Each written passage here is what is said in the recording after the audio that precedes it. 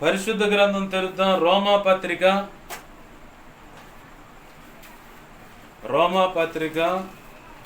5వ అధ్యాయము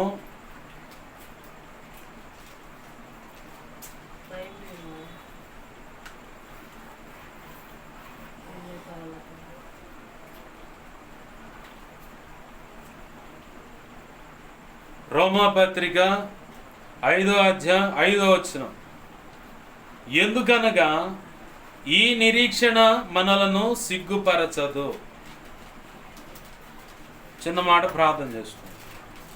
ప్రేమగల మా కన్న తండ్రి యేసయ్యా, నీకు వందనాలు, కృతజ్ఞతాస్తుతులు మా కన్న తండ్రి. జీవము కలిగిన మా దేవా, నీకు మహిమ, ఘనత, ప్రభావాలు ఆరోపిస్తున్నాయి. మీరు ఇచ్చిన లేఖన భాగాన్ని బట్టి నీ కృతజ్ఞతాస్తుతులు. ఈ లేఖనాన్ని విరవండి.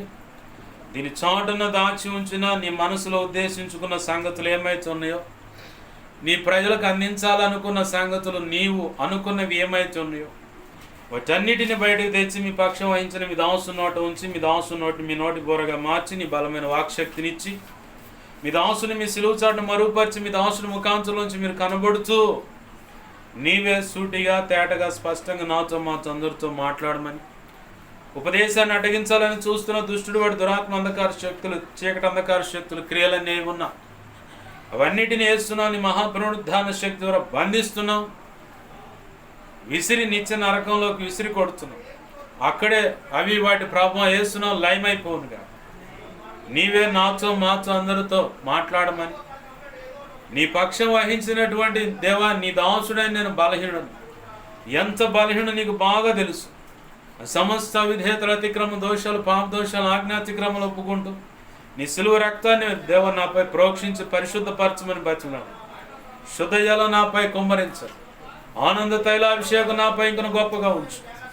దేవా, నీ కార్యములు జరిగించండి అయ్యా, నీకు స్తోత్రాలు చెల్లిస్తున్నాను. సమస్త విషయాలు మీరు కృప అనుగ్రహించండి అయ్యా. నీ మీద అనుకున్నా, నీ కృప మీద ఆధారపడ్డాను. దేవా సహాయం చేయి. ఇర్మియా 1వ అధ్యాయం 9, 10, 18, 19 నీ కృప దయచి. హెస్కేలు గ్రంథం 2వ అధ్యాయం 1, 2 నీ కృప మాకు దయచి. అయ్యా సహాయం చేయి. యెషయా 51, 16 ప్రకారం నీ కృప దయచి. దేవా సహాయం చేయండి అయ్యా. నీవే తోడు, నాతో మాతో మాట్లాడమని. అపోస్తుల కార్యం 4వ అధ్యాయం 27 నుంచి 37 నీ కృప దయచి. ఇర్మియా 1వ అధ్యాయం 9, 10, 18, 19 నీ కృప దయచి. నాతో మాతో మీరు మాట్లాడమని నీవు ఇచ్చిన వాక్యాన్ని బట్టి కృతజ్ఞతాస్తుతులు చెల్లిస్తూ, యేసయ్య ఉన్నతనంత శక్తిగల నామములోని మా చుట్టూ నీ సిలువ రక్తం కంచెనే, రక్షణ కంచెనే, అగ్ని కంచెనే, నీ దేవదూతల అగ్నిరాజు చుట్టూ కావులిగుంచు. నాతో మాతో మీరు మాట్లాడమని సహాయం వచ్చేది. యేసయ్య ఉన్నతనంత శక్తిగల నామములోని అడిగి వేడుకొని ప్రార్థించి సమస్తం పొందుకొని నిన్ను మహింపరుచుకుంటూ నీ కృపాస్తాలకు నన్ను మమ్మల్ని అప్పజెప్పుకున్నాం మా తండ్రి. Amen, amen. ప్రభునందు సమకూడిన మీ అందరికీ ప్రభు అయిన యేసుక్రీస్తు వారి పేరట నా హృదయపూర్వకమైన వందనాలు. అందరికీ వందనాలు. చదువుకున్న లేఖన భాగంలో భక్తుడైన పౌలు గారు అన్యులతో మాట్లాడుతున్నాడు. అక్కడ అంటే అన్య సమాజం నుంచి రక్షించబడ్డ వాళ్ళతో మాట్లాడుతున్నాడు. ఏం మాట్లాడుతున్నాడయ్యా అంటే, ఈ నిరీక్షణ ఎందుకనగా ఈ నిరీక్షణ మనలను సిగ్గుపరచదు అంటున్నాడు. ఎందుకనగా అంటే, అంతకుముందు ఏదో జరిగింది, ఎవరో జీవితంలో ఏదో జరిగింది. ఆ జరిగిన దాన్ని ఉటంకిస్తూ, అంటే దాన్ని ఎత్తి చూపిస్తా, అలాగనే యేసు ప్రభు వారు చేసిన త్యాగము, తద్వారా పునరుద్ధానుడై తిరిగి లేవటం అనే పరిస్థితులను కూడా ఉటంకిస్తూ, అంటే ఎత్తి చూపిస్తా, తన ఎదుటిన్న వ్యక్తులతో దైవజనుడి ద్వారా పరిశుద్ధాత్మ దేవుడు మాట్లాడుతూ ఉన్నాడు. ఎందుకనగా ఈ నిరీక్షణ మనలను సిగ్గుపరచదు. ఎందుకనగా అంటున్నాడు అక్కడ. ఎందుకనగా, ఏలయనగా, మరియు, అయినను, ఏలా, ఇట్లాంటి మాటలు తగిలినప్పుడు ఖచ్చితంగా గతంలో ఏదో జరిగిందన్న సందర్భాన్ని మనం జ్ఞప్తికి తెచ్చుకోవాలి. అంటే జ్ఞాపకం చేసుకోవాలి. జ్ఞాపకం చేసుకున్నప్పుడే ఆ సందర్భం నీకు అర్థమైంది. జ్ఞాపకం చేసుకోలేదనుకో, ఆ సందర్భం నీకు అర్థం కాదు. కొద్దిగా కూడా నీకు అవగాహనలోకి రాదు, కొంచెం కూడా అవగాహనలోకి రాదు. దేవునికి మహిమ కలుగును గాక. హల్లెలూయా. అయితే ఇక్కడ పౌలు భక్తుడు అంటున్నాడు, ఎందుకు అనగా అంటున్నాడు. ఎందుకు అనగా అనగానే ముందు మొదటి వచనాన్ని చూస్తే, కాగా విశ్వాస మూలమున నీతిమంతులుగా తీర్చబడి మన ప్రభు అయిన యేసు క్రీస్తు ద్వారా దేవునితో సమాధానము కలిగి ఉందము. ఆమేన్. హల్లెలూయా. దేవునితో సమాధానము ఎలా? విశ్వాసాన్ని బట్టి. ఆ విశ్వాసము ఎలా వచ్చిందంటే యేసయ్య పరిశుద్ధ రక్తంలో మనం కడగబడ్డాం కాబట్టి. యేసయ్య పరిశుద్ధమైన రక్తంలో నువ్వు కడగబడకపోతే దేవునితో సమాధానం దొరకదు. ఈ లోకంలో నువ్వు ఎన్ని కోట్ల రూపాయల ఆస్తులున్నా, ఎంతో గొప్ప బంధువర్గం ఉన్నా, బలం ఉన్నా, జనం ఉన్నా, పేరు ప్రఖ్యాతులున్నా, ధనధాన్యాలున్నా, బంగారం ఉన్నా, ఎన్నున్నా కానీ యేసయ్య లేకపోతే నువ్వు సున్నానే. యేసయ్య కావాలా. యేసయ్య రక్తం ఉంటేనే నీకు, యేసయ్య రక్తం ఉంటేనే దేవునితో నీకు సమాధానం. యేసయ్య రక్తం లేకపోతే దేవునితో, తండ్రి అయిన దేవునితో నీకు సమాధానం లేదు. యేసయ్య రక్తాన్ని బట్టే నీకు సమాధానం కలిగింది. ఆమేన్. హల్లెలూయా.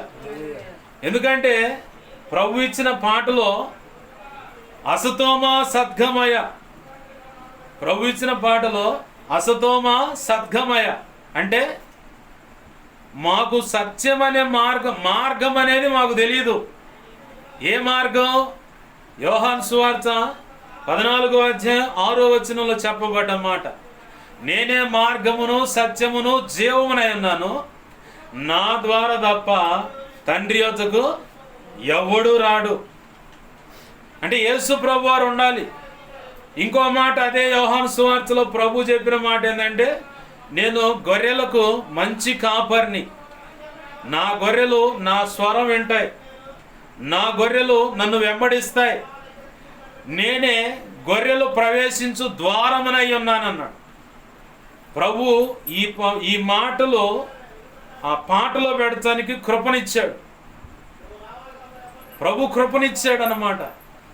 తమసోమ క్షమించండి, అసతోమ సద్గమయ, సత్య మార్గం ఏంటో మాకు చూపించేవాడి నీవేనయ్యా. అయితే ఆ మార్గం ఏంటో మాకు అంతగా అంతుపడచల్లా. అది ఎక్కడుందో, ఆ మార్గం ఎటువైపు నుంచో మాకు అర్థం కావట్లేదు. కాబట్టి ఓ సృష్టికర్త, ఆ మార్గం ఏంటో కనుక్కోవటానికి నీవే మాకు దారి చూపయ్యా. దేవునికి మహిమ కలుగును గాక. హల్లెలూయా.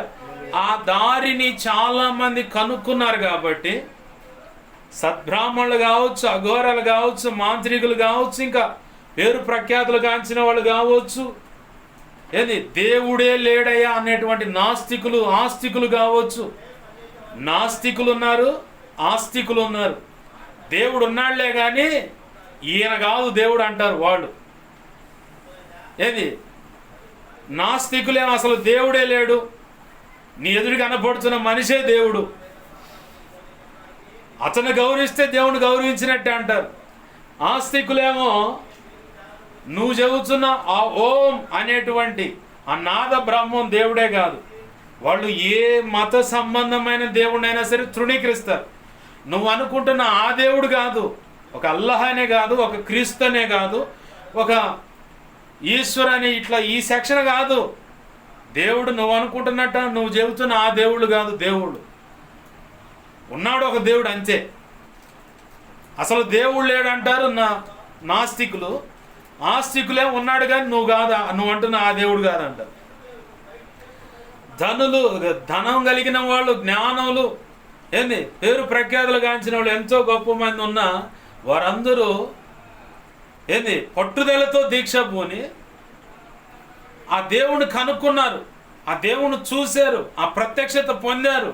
తద్వారా క్రీస్తు రక్తంలో కడగబడితేనే నిత్యత్వం దొరుకుతుంది, నీతిమత్వం అనేది ఆపాదించబడుతుంది. అంటే రక్షణ క్రీస్తు రక్తంలో నీట ముంచు బాప్తీస అనుభవం ఎవరైతే వస్తారో వచ్చిన వెంటనే వారి మీద రక్షణ వస్త్రం కప్పబడుతుంది. ఆ వెంబడినే దేవునితో నమ్మకంగా బ్రతుకుతున్న దాన్ని బట్టి నీతిమత్వం ఆపాదించబడుతుంది. అర్థమవుతుందా? నీతిమత్వం అనేది ఆపాదించబడుతుంది అంటే నీతి వస్త్రం కప్పబడుతుంది. ఎలా? నోవాహు గురించి చూస్తే దేవుడే సాక్ష్యం ఇచ్చాడు, నోవాహు నీతిమంతుడై ఉన్నాడని. అంటే దేవుడు చెప్పినట్లు అడుగులు వేసిన వాళ్ళకు మాత్రమే ఆ నీతిమత్వం అనేది ఆపాదించబడుతుంది, నీతి వస్త్రం అనేది కప్పబడుతుంది. లూకా సువార్త 1వ అధ్యాయంలో జకరియా ఎలిజబెతుల గురించి రాయబడి ఉంటుంది. అక్కడ వాళ్ళ గురించి ఏం రాశాడంటే ఒకసారి చూడండి ఆ మాట. లూకా సువార్త 1వ అధ్యాయము 5-6 వచనాలు చూస్తే 6వ వచనంలో 5వ వచనంలో వాళ్ళు ఎవరు ఏం చేస్తున్నారని చెబుతున్నాడు. 6వ వచనంలోనేమో వీరిద్దరూ ప్రభు యొక్క సకలమైన ఆజ్ఞల చొప్పునను న్యాయ విధుల చొప్పునను నిరపరాధులుగా నడుచుకొనుచు దేవుని దృష్టికి నీతిమంతులై ఉండిరి. ఆమేన్, హల్లెలూయా. ఏం చేశారంటే వీళ్ళు ప్రభు యొక్క సకలమైన ఆజ్ఞల చొప్పునను న్యాయ విధుల చొప్పునను నిరపరాధులుగా నడుచుకొనుచు దేవుని దృష్టికట నీతిమంతులయ్యారంట. ఒకచోట నోవహు గురించి రాయబడిన మాట ఏమో అతను నీతిమంతుడు అన్నాడు. యోబు గారి గురించి కూడా రాయబడిన మాట నీతిమంతుడు అన్నాడు. ఇక్కడేమో వీళ్ళిద్దరేమో క్రొత్త నిబంధనలోకి వచ్చేసరికి వాళ్ళు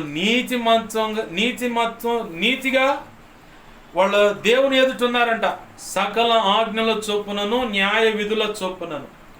ఇప్పుడు ఆ నీతి అనేది మనకు రావాలంటే ఇప్పుడు రోమాపత్రిక 5వ అధ్యాయంలో మనం చదువుకున్న లేఖనంలో ఎందుకనగా అన్నాడు. ఎందుకనగా అన్న దానికా నుంచి మొదలయ్యాం మనం. ప్రారంభ వచనాన్ని చూస్తే కాబట్టి విశ్వాస మూలమున మీరు నీతిమంతులుగా తీర్చబడిరి. విశ్వాసం అంటే దేని మీద విశ్వాసము? ఖచ్చితంగా ఈ రక్తాన్ని ఆశ్రయిస్తే, ఖచ్చితంగా నేను ఈయన్ను వెంబడిస్తే ఏది శ్రేష్టమైనది నాకు దక్కుద్ది. జాలర్లు వాళ్ళు పేతురు, యోహాను, యాకోబు అనబడిన వాళ్ళు కానీ మిగతా ఆ 12 మంది అపోస్తులుగా పిలువబడ్డ వాళ్ళంతా చేపలు పట్టుకునేవాడు. వాళ్ళకి ఏమైనా విద్యాబుద్ధులు ఉన్నాయా? ఏమీ లేవు. మొరటి పని, మోటుగా పని చేయటమే. అట్లాంటి వాళ్ళని తెచ్చుకున్నాడు ప్రభు.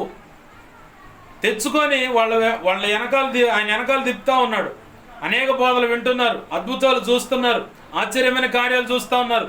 ఆయన చేసిన అద్భుతాల్లో కొన్ని తిన్నారు. ఏంటి అద్భుతాలు? ఎన్ని చేపలు, ఎన్ని రొట్టెలు. అద్భుతాలు ఆయన చేసి కృతజ్ఞతాస్తుతులు చెల్లించి విరిచిస్తే తిన్నారు. ఎన్నో సూచక కార్యాలు చూశారు. మరి ముఖ్యంగా వారికి కొన్ని అధికారాలు కూడా ఇచ్చాడు దేవుడు. దేవునికి మహిమ కలుగును గాక, హల్లెలూయా. ఆ అధికారాలు ఇచ్చినటువంటి ఈయనతోనే అధికారాలు పొందిన వాళ్ళు అడుగుతున్నారు, మేమంతా వదిలిపెట్టి నీ వెనకాల పడి తిరుగుతున్నాం కదా, మాకేమి దక్కుద్ది అన్నాడు.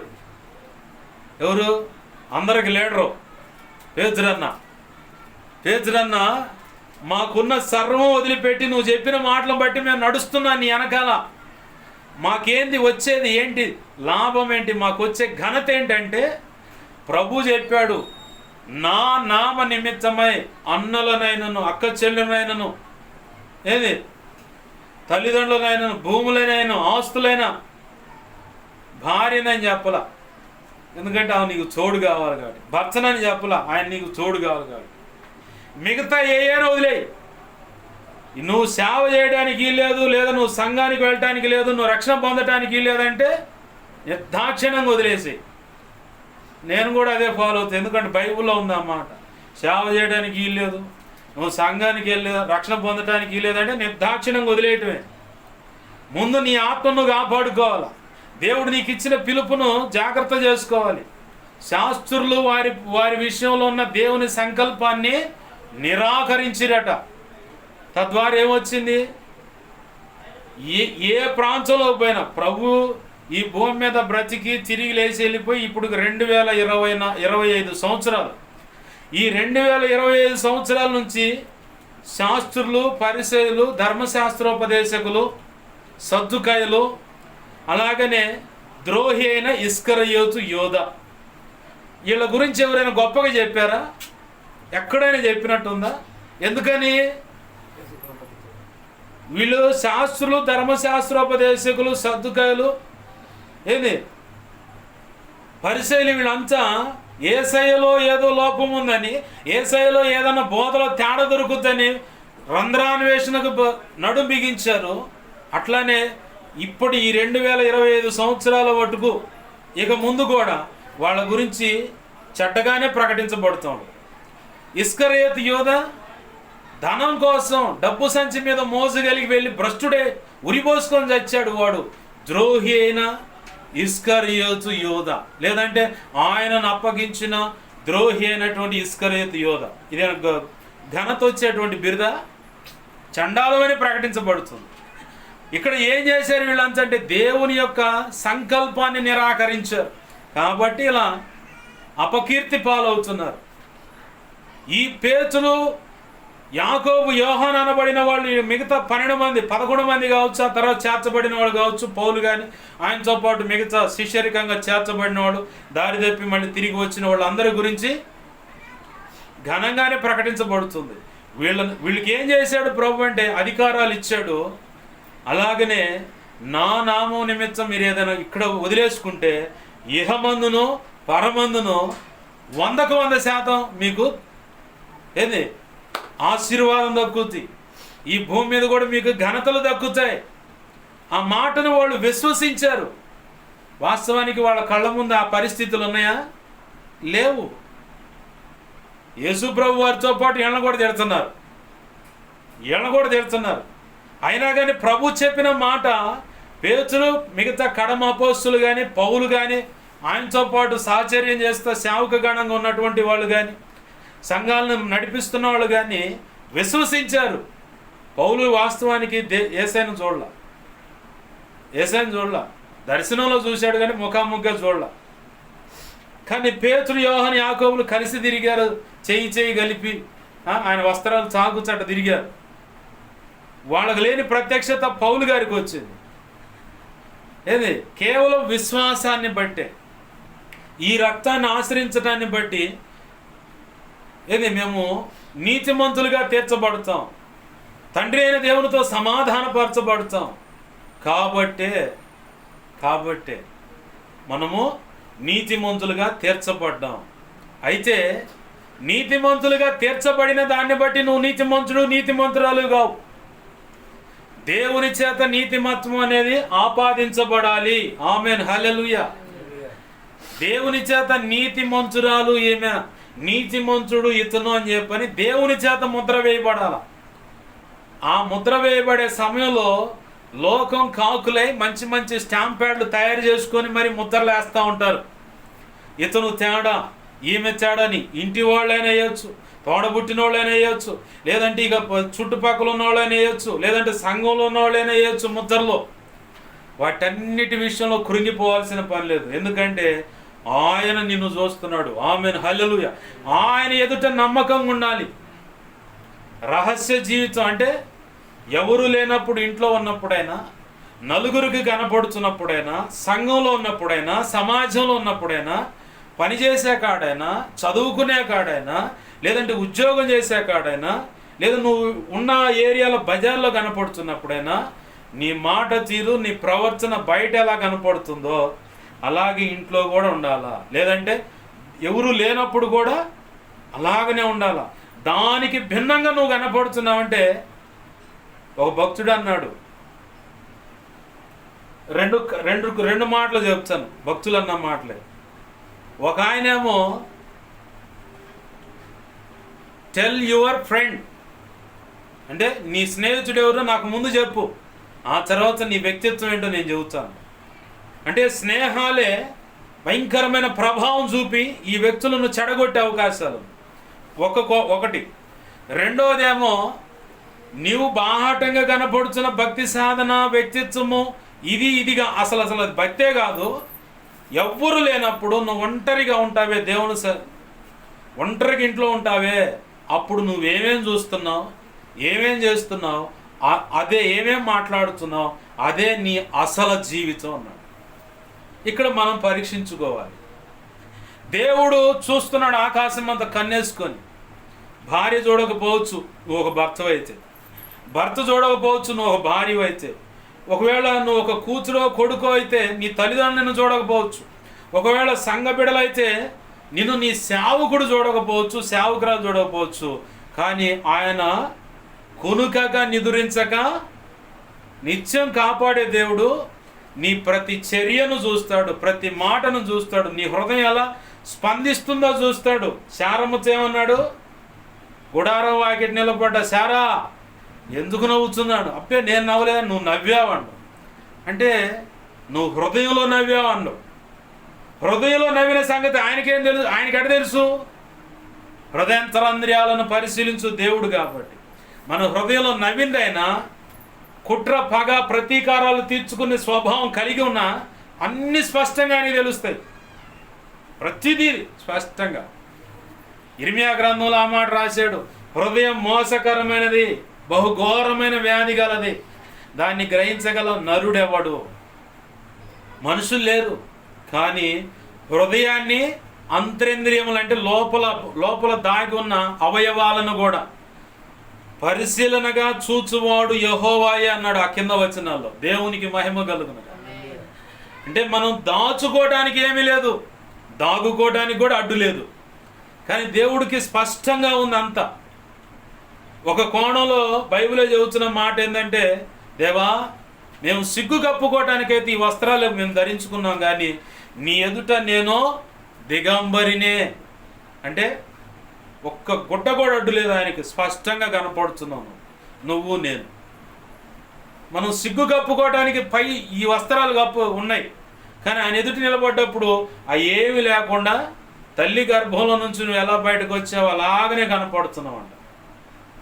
బాగా గమనించండి, నీ హృదయంలో ఎలా ఉంది స్పందన, నీ తలంపులు, ఊహలు, ఆలోచనలు ఎలాంటి స్పందన ఉంది, ఏంది హృదయంలో ఏం దాచుకున్నావు? కఠినత్వాన్నా, క్రూరత్వాన్నా, పగను, ప్రతీకారమా, ఒకటి చంపాలనా, లేదంటే ప్రేమ కలిగి ఉన్నావా? ఆ ప్రేమ కూడా స్వార్థంతో శరీరాన్ని ఆశించే ప్రేమ గాక, ఏదో లాభ ఆపేక్ష కలిగినటువంటి, లాభం సంపాదించుకోవాలనేటువంటి ప్రేమ కాకుండా, కపట ప్రేమ కాకుండా, పైకి ప్రేమగా కాకుండా, అంతరంద్రియంలో, హృదయంలో పరిపూర్ణమైన దైవ స్వభావంతో కూడిన యేసయ్య ఈ లోకాన్ని ఏ ప్రేమతో ప్రేమించాడు ఆ ప్రేమ, ఆ కనికరము, కారుణ్యము, వాత్సల్యత కలిగి నువ్వు గనక ఉన్నట్లయితే దేవుడు ఇంకా సంతోషిస్తాడు. అలా కాకుండా దైవ చిత్తానికి భిన్నమైనటువంటి లోపల పెట్టుకొని నా ప్రభు అని చెప్పని మనం ఎన్ని ఉపవాస ప్రార్థనలు చేసినా, కొంతమంది దీక్ష చేస్తారు, కొంతమంది ప్రార్థన చేస్తారు. దీక్ష అంటే ఏంటంటే ఉపవాసం ఉండి నీ ఇష్టం వచ్చిన పనులు చేసుకోవడం, దీన్ని దీక్ష అంటారు. కొంతమంది ఉపవాసం ఉండి ప్రార్థన చేస్తారు, అన్ని పనులు చక్కబెట్టుకొని పక్కన పెట్టేసి, ఇక ఏ వ్యవహారం ఉన్నా ఇదిలిచ్చి పక్కనేసి ప్రత్యేకంగా ప్రార్థనలో కూర్చుంటారు. ఇది ఉపవాసంలో దీక్ష ఉంది, ఉపవాసంలో ప్రార్థన ఉంది. ఈ రెండు రకాలు ఉన్నాయి. నువ్వు ఏది చేస్తున్నావు? దీక్ష వల్ల నీకు వచ్చేది ఏమి లేదు, ఎందుకంటే నీ సొంత కార్యాలు చేసుకుంటున్నావు కాబట్టి. అది ఉపవాస ప్రార్థనే కాదు. ఉపవాసం ఉండి దేవుని పాదాలు పట్టుకొని అన్ని విడిచిపెట్టి దేవుని సన్నిధిలో కూర్చుంటే ఖచ్చితంగా ప్రతిఫలం పొందుతావు. ఎలా అంటే మొదటిగా నిన్ను సరిచేయబడతావు ఉపవాస ప్రార్థనలో, ఆ తర్వాతనే నీకు సమాధానం వస్తుంది. అంత తేలిగ్గా నువ్వు ఏదో ఏటీఎం మిషన్లో కార్డు పెట్టి 4 పిన్లు కొట్టి డబ్బులు రా అంటే వచ్చే విధంగా కాదు ఇది. ఉపవాస ప్రార్థన బట్టి నువ్వు ముందు నీ హృదయము నీవు సరిచేయబడతావు, నీ పొరపాట్లన్నీ ఒప్పించబడతావు, క్షమించబడతావు, కనికరించబడతావు, ప్రభు యొక్క రక్తం చేత కడగబడతావు. ఆ తర్వాతనే నీ ప్రార్థన అంగీకరింపబడుతుంది. మరి అప్పుడు దాకా ఆ ప్రార్థన ఆడిగిపోద్ది అంటే స్టోర్ అయి పక్కన ఉంటుందట. అపోస్తుల కార్యం 10వ అధ్యాయంలో కొర్నేలుతో ఏం చెప్పాడు? కొర్నేలే, నీ దాన ధర్మాలు, నీ ప్రార్థనలన్నీ దేవుని సన్నిధిలో జ్ఞాపకార్థంగా చేర్చబడ్డాయి. అయితే అవి పరిపూర్ణ దశ అంటే పూర్తిగా అంగీకరింపబడి నీకు రావాల్సిన దీవెనలు రావాలంటే ఇదిగో పలానా ప్రాంతంలో సీమోను అను మారు పేరు గల పేతురు చర్మకారుడైన సీమోను అను వాని ఇంట దిగి ఉన్నాడు. నీ మనుషులను అక్కడ పంపించి అతను పిలిపించు, అతని నోట నా మాటలు ఉన్నాయి, నీకు కావలసిన మాటలు అందించి మిగతా విషయాలు చెబుతాడు అన్నాడు. సరే అని సరెండర్ అయ్యాడు. మనుషులు పంపించాడు, పేతురు గారిని తెప్పించాడు, దేవుని మాటలు ప్రకటింపజేశాడు. దేవుడు రక్షణ లేని వారి మీదకి బలమైన ఆత్మాభిషేకం రావటం, అన్య భాషలో మాట్లాడటం, ఏమే ఆ తర్వాత బాప్తిస్మ అనుభవంలోకి రావటం, ఆ పిదప అంతవరకు చేసిన ప్రార్థనలకు పరిపూర్ణమైనటువంటి సమాధానం అందింది. అంతవరకు అవి అట్లా జ్ఞాపకార్థంగా చేర్చబడితే అంతే. అయ్యా నేను రక్షణ పొందాను కంటే ఉన్న లోపాల సంగతి చెప్పు, ఉన్న పొరపాటు సంగతి చెప్పు, దిద్దుకోవాల్సిన సంగతులు చెప్పు, దేవుని ఎదుట ఆజ్ఞ అతిక్రమం అనే పాపాల సంగతి చెప్పు. ఏ పొరపాట్లు ఉన్నాయో అవన్నీ దేవుని ఎదుట ఒప్పుకున్నప్పుడు ఖచ్చితంగా సమాధానం ఇస్తాడు. నా ప్రభు నేర్పిన పాఠం ఏంటంటే ప్రతి సెకను, ప్రతి నిమిషం, ప్రతి గంట, ప్రతిరోజు, ప్రతి వారం ప్రభు బలను సమీపించేటప్పుడైనా, నెలకోసారైనా, ప్రతి సంవత్సరమైనా ఎక్కడైనా ఏ పొరపాటు ఏ లోపం ఉందేమో ఎప్పటికప్పుడు సరి చేసుకుంటా నా ప్రభు కృపను బట్టి. ఎందుకంటే నా ప్రార్థనకు నా పొరపాటు ఏది కూడా అభ్యంతరమై ఉండకూడదు. వెంటనే ఏదైనా పొరపాటు వెంటనే సరి చేసుకోవటం అనేది ప్రభు నేర్పాడు. అది నేర్పాడు కాబట్టి ఇలా ఏదన్నా కానీ ఏడన్నా మోకరిస్తే ప్రభు సన్నిధికి ప్రార్థన చేరుతుంది, వెంటనే సమాధానం పొందుతుంది. అవతల వ్యక్తుల జీవితాల్లో కానీ పరిచయంలో కానీ కార్యం జరుగుతుంది. లేకపోతే ఏముంది? ఆయన నన్ను గుర్తించాడు. ఆయన నమ్మాలంటే చాలా కష్టం. ప్రభు నిన్ను మొదటిగా నమ్మాలి. నమ్మే రీతిగా నీ భక్తి సాధన ఉండాలి. ఆ నమ్మకత్వాన్ని పోగొట్టుకోకుండా కూడా భక్తి సాధన ఉండాలి.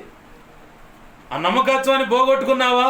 సౌలుకు పట్టిన ఇజ్రాయేలీలకు మొదటి రాజు అయినటువంటి సౌలుకు పట్టిన గతి పట్టుద్ది. వదిలే అంటాడు ఆయన. నువ్వు కాదులే కానీ, సౌలు కాదులే కానీ, నా చిత్తానుసారం మన మనసు కలిగిన వాడిని ఒకడు కనుక్కున్న ఉన్నాడు, అతగాడిని సిద్ధపరచు అన్నాడు సమూయేలుతో. ఆ గతి పట్టకూడదు. అది ప్రమాదకరమైన పరిస్థితి. సమూయేలు వృద్ధాప్యం మందు ఉన్నప్పుడు ఇజ్రాయేల్ ప్రజలు అన్నారు, ఇదిగో నీ పిల్లలు నీ వంటోళ్ళు కాదు, సర్వలోక మర్యాద చొప్పున మాకు ఒక రాజు నియమించనగానే సమూయేలు ఏడుస్తున్నాడు మోకాళ్ళ మీద పడి.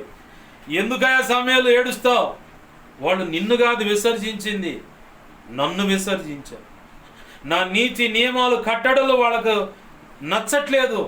నేను సరైన మార్గంలో నడిపించాలని వాళ్ళని నీ ద్వారా నడిపించడానికి నేను పూనుకుంటే వాళ్ళు అది నచ్చలేదు. కాబట్టి వాళ్ళకి నచ్చినట్టు రాజు నియమించు, వాళ్ళ సంగతి ఎట్టుంటుందని చెప్పాను. మీ ఇంట్లో ఉన్న కన్యకలైన ఆడపిల్లలు ఆ రాజుగారి రాజమందిరంలో పనివాళ్ళగా ఉంటారు. మీ యవనస్తులు ఆ రాజుగారి రథం ముందు పరిగెత్తు ఉంటారు. కొంతమంది రౌతులుగా అంటే గుర్రం మీద ఉండి యుద్ధం చేసేవాళ్ళు.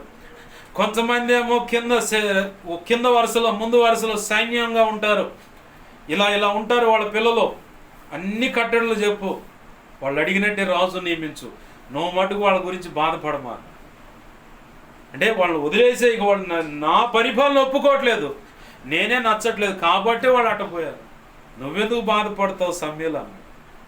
అంటే దేవుడే ఒక వ్యక్తిని లేదా ఒక కుటుంబాన్ని, ఒక సంఘాన్ని, ఒక సేవని పక్కన పెట్టే పరిస్థితి దాకా మనం తెచ్చుకున్నామంటే నిత్య నరకానికి డోరుకు దగ్గరలో ఉన్నామని అర్థం. నిత్య నరకానికి ఆ డోరు దగ్గరలో ఉన్నామని అర్థం. ఆ డోరు దగ్గర ఉన్నప్పుడు ప్రభు చెప్పే మాట ఏం తెలుసా? ఇర్మియా, హెజ్కేలు ప్రవక్తల ద్వారా, వారు నా బిడ్డలు నశింపజేయాలని కోపం ఉంది, ఆ కోపంతో తొడజరుచుకున్నానని కూడా మాట ఉంది దాంట్లో, ఆ గ్రంథాల్లో రాసి ఉంది. అయితే నశింపజేయాలని ఆశ ఉంది కానీ, కసితో ఉన్నాను కానీ, నేను కోపగించుకుంటే నిత్య నరకంలో యుగ యుగాలు బాధపడతాను. ఆ బాధ ఎంత తీవ్రంగా ఉంటుందో నాకు బాగా తెలుసు. ఇది దేవుడు అంటున్నమాట. ఎంత తీవ్రంగా ఉంటుందో అది నాకు బాగా తెలుసు. కాబట్టి వాళ్ళతో నువ్వు చెప్పు, వారి పూర్ణ హృదయంతో కన్నీరు విడిచి, పూర్ణ బలంతో, పూర్ణ వివేకంతో, పూర్ణ మనస్సుతో, హృదయంతో కన్నీరు విడిచి నా వైపు తిరిగినట్లయితే, యోవేలు ప్రవక్త ఒక మాట రాస్తుంది, ఇప్పుడు మీ హృదయాలను చింపుకొని. వాస్తవానికి బట్టలు చింపుకుంటారు. ఇట్లా దేవునికి వ్యతిరేకంగా బ్రతికిన వాళ్ళ విషయంలో దేవుడు చెబుతున్న మాట, ఇప్పుడు మీ హృదయాలను చింపుకొని కన్నీరు విడిచి నా వైపు తిరిగి నన్ను వెతికిన ఎడలని నేను మీకు దొరికేదను అన్నాడు. ఆమేన్, హల్లెలూయా. దేవునికి వ్యతిరేకంగా బ్రతికే వాళ్లకు దేవుడు ఇస్తున్న చివరి అవకాశం ఇది. నాకు యేసు ప్రభు వారు వద్దనుకొని విగ్రహారాధన వైపు వెళ్ళిన, నాకు యేసు ప్రభు వారు వద్దని పాపం వైపుకు వెళ్ళిన, నాకు యేసు ప్రభు వారు వద్దని ఏ గంజాయికో తాగుడుకో సిగరెట్ బీడి చుట్ట ఏది ఇక అంతరాలు ఇక నానా తంత్రాలకు వెళ్ళిన, దేవుడు చెప్పిన రీతిగా సేవ చేయకుండా ఇంకొక రీతిగా నీ మనసులో పుట్టినటువంటి నీ మైండ్లో వచ్చినటువంటి ఆలోచన చొప్పున నువ్వు చేస్తూ విసర్జింపబడిన పరిస్థితిలో నీ సంఘము నీవు నీ సేవ ఉన్నా, సౌలుకి 40 సంవత్సరాలు అంటే తను బ్రతికినంత కాలము ప్రభు అవకాశం ఇచ్చాడు. ఇజ్రాయేల్ ప్రజలను దేవుని మీద తిరుగుబాటు చేసి దేవునికి నచ్చినటువంటి పని చేసిన ఆయన చనిపోయే కాలానికి ఇజ్రాయేల్ ప్రజలను సౌలు పరిపాలించిన కాలం ఎంతంటే 40 సంవత్సరాలు అన్నాడు. అంటే తన కత్తి మీద తాను బడి చచ్చే పరిస్థితి దాకా దేవుడు అవకాశం ఇచ్చాడు. ఆ ఘడియలో అయినా మారు మనసు పొందుతాడేమో. ఆ మారు మనసు పొందడం సరికాదు కదా, కర్ణపిశాచాల దగ్గరకు పోయాడు. ఒకప్పుడు ఆయన కర్ణపిశాచాల దగ్గర సోది అడిగేవాళ్ళు, ఆకాశ నక్షత్రాలను చూసి సోది అడిగేవాళ్ళు తరిమి కనబడితే చంపండ్రా అని చెప్పంటే ప్రాణ భయంతో వేరే ప్రాంతంలో దాక్కున్న వాళ్ళ దగ్గరకు పోయాడు. ఈయన దేవుడు నాతో మాట్లాడచలేదు, ఊరిమి ద్వారా తిమ్మిమి ద్వారా కానీ ఏ విషయంలో కూడా స్వప్నం ద్వారా నాకు ఏం మాట్లాడచలేదు. రహస్యంగా ఒకళ్ళని పంపించి కనుక్కోమని చెప్పని ఒక దూడను వధించి ఈ సౌలు అనే రాజే మారు వేషం మాయా వేషం వేసుకొని ఆడకపోయి సమూయేలు అనే ప్రవక్త చనిపోయినాడు, అప్పటికి బయటికి రమ్మని పిలిపించాడు. అప్పట్లో ఉన్నాయి అవి ఒకప్పుడు వద్దనుకున్నాడు ఈ సౌలు. ఎప్పుడైతే పక్కవాడి మీద విషపు చూపు నిలిపాడో దేవుని దగ్గర నుంచి దురాత్మ వచ్చి అతను బట్టి దావీదు మీద విషపు చూపు నిలిపితే దేవుని దగ్గర నుంచి సౌలు అనే రాజుని దురాత్మ వచ్చి పట్టింది. అది బట్టి ఇక దావీదును తరిమాడు. ఇక అతను ఉండకూడదని చెప్పాను. ఈరోజు చాలామంది సేవకులు ఈ దురాత్మ దేవుని దగ్గర నుంచి వచ్చి పట్టినటువంటి దురాత్మ చాలామంది ఆ దురాత్మ చేత వెరిపించబడుతున్నారు కాబట్టి ఏం చేస్తున్నారు వాళ్ళు? వెరిపించబడుతున్నారు దురాత్మ చేత. కాబట్టి ఒక దైవజనుడి ద్వారా శ్రేష్టమైన ఉపదేశం నీ ద్వారా అందనది అతని ద్వారా అందిస్తున్నాడు.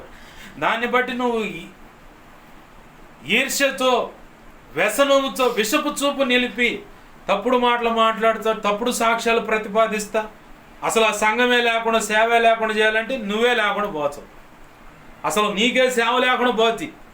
అసలు ఆ ఉన్నవాళ్ళ కాస్త బీకి ఎవరికైతే వద్దనుకుంటూ అట్నే సౌలు దగ్గర ఉన్నవాడు మొత్తాన్ని దావీదుకి వెళ్ళి మలిపినట్టుగా మొత్తాన్ని ఇటు మలుపుతాడు.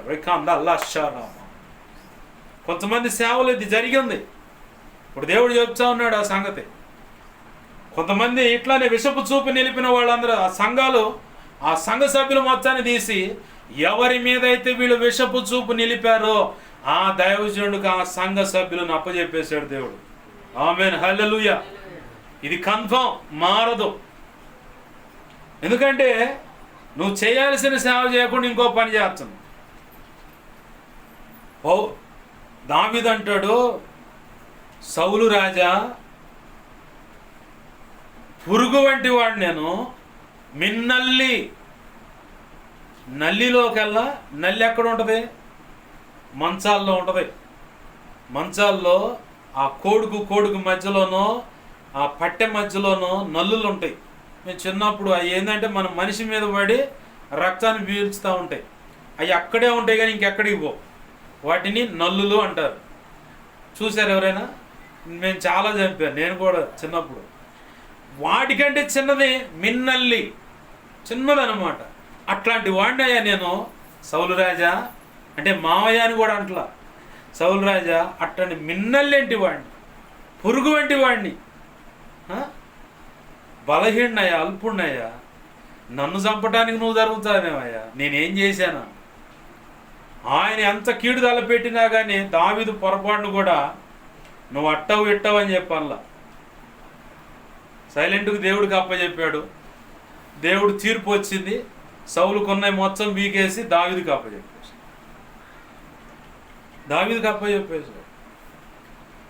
దేవుడు నిన్ను నమ్మాలి. సేవలో దేంట్లో అయినా సరే. ఎందుకు వచ్చావంటే ఇటువైపు దేవుడు నిన్ను నమ్మాలా. నిన్ను నమ్మాడా, ఎవడో గొర్రెలు కాసుకున్నవాడిని తీసుకొచ్చి అభిషేకించాడు. దేవునికి మహిమ కలుగునుగా. నిన్ను నమ్మితే అలాగనే దేవుడు ఎక్కడో నిన్ను ఎవడైనా తొక్కి పట్టని, కులాన్ని బట్టి వ్యత్యాసం చూపించని, కులాన్ని బట్టి వివక్షత చూపించని, వీడు అంటరాని వాడురా, తక్కువ కులం వాడురా అని చెప్పని, తక్కువ కులం ఉందిరా అని చెప్పని అన్నే ఒకవేళ నువ్వు మాటలు ప్రకటిస్తున్నా, లేదంటే ఈమె వ్యభిచారి పలానా అక్రమ సంబంధం అని చెప్పని మాట్లాడి నువ్వు కరెక్ట్గా దేవునికి నమ్మకంగా బ్రతికితే, దేవుడు నమ్మే రీతి కనుక నువ్వు భక్తి సాధన చేస్తూ దేవుని ఎదురు నమ్మకంగా బ్రతికితే, ఎవడైతే నిన్ను నిందించాడో, ఎవడైతే నిన్ను అవమానపరిచాడో వాళ్ళ ముందే ఇట్లా వాళ్ళు తలెత్తి చూసేలాగా చేస్తాడు. ఆమేన్, హల్లెలూయా. నిలువెత్తు నిదర్శనం నా బ్రతికే. ఇంకెవరినో చూపించిన ఎగ్జాంపుల్గా నిలువెత్తు నిదర్శనం నా బ్రతికే. నన్ను ఎవరైతే అవమానించారో, చిన్న చూపుగా చూశారో, ఏందంట ఇది అనుకున్నారో వాళ్ళ నెత్తి మీద చేతులు పెట్టి ప్రార్థన చేయించాడు నా ప్రభు. ఆమేన్, హల్లెలూయా. నీ ద్వారా కూడా అదే పని చేస్తాడు. అసలు వీళ్ళు పనికిరారు, వీళ్ళకి అడ్రస్ లేదు అన్న వాళ్ళు ఎవరైనా ఉండొచ్చు. ఒకవేళ తల్లి ఇంటి పేరు లేక ఇందాక ప్రార్థనలో కూడా జ్ఞాపకం చేశాడు ప్రభు. తొందరపడి తల్లి చేసిన నిర్ణయాన్ని బట్టి ఇంటి పేరు కూడా లేనటువంటి వాళ్ళు కొంతమంది బాధింపబడుతున్నారు. నేను అది చూసి ఆ పరిస్థితులు నా దేవుడు నా దృష్టికి తెచ్చినప్పుడు కూర్చొని భయంకరంగా ఏడ్చాను. నేనైతే తడిసిపోయిన ఇవి పక్కకు వేసుకున్న దుప్పట్లే సాక్ష్యం.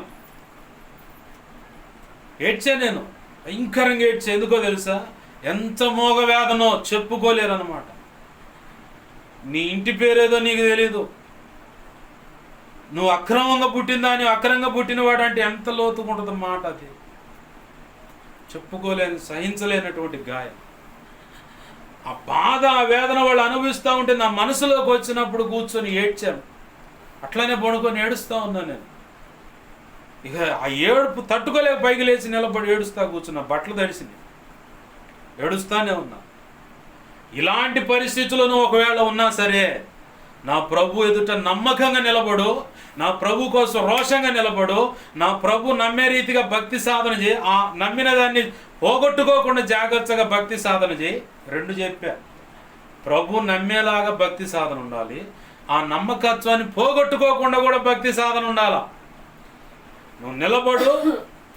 నీ బిడ్డలను లేదా నిన్నే ఫలానా అని చెప్పని ఎవడైతే కారు కోతలు కూశాడో, కఠినమైన మాటలు మాట్లాడాడో, హృదయానికి రంపాలు పెట్టి గుణపాలు దించినట్టుగా, కోసినట్టుగా, చీల్చినట్టుగా మాటలు ఉన్నాయో, ఆ మాటలు మొత్తం కాస్త పూదండలుగా మారుస్తాడు. ఆ మాటలాడిన వాడే వచ్చి నీ ఎదుట మోకరించి, అమ్మా నా కోసం ప్రార్థన చేయి, అక్క అన్న నా కోసం ప్రార్థన చేయని చెప్పని చేసి అడిగేలాగా నా ప్రభు చేస్తాడు. రోషం గల్లవాడు నా దేవుడు. నీకు నిలబడతాం చేత అవ్వాలి. వాస్తవానికి నీకైనా నాకైనా నిలబడతాం చేతగా ఆయన కృప మీద ఆధారపడి.